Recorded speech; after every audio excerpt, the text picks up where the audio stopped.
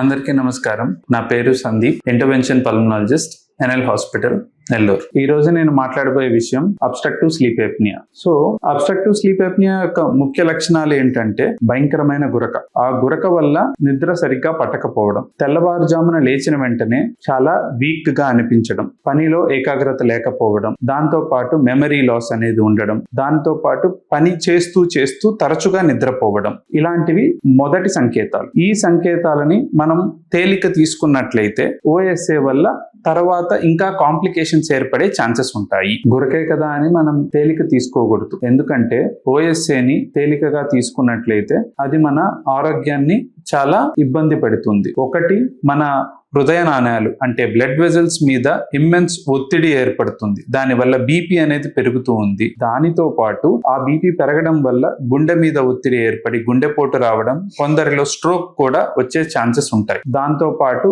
కొందరిలో వచ్చేసి షుగర్, మధుమేహం వంటి సమస్యలు కూడా వస్తూ ఉంటాయి.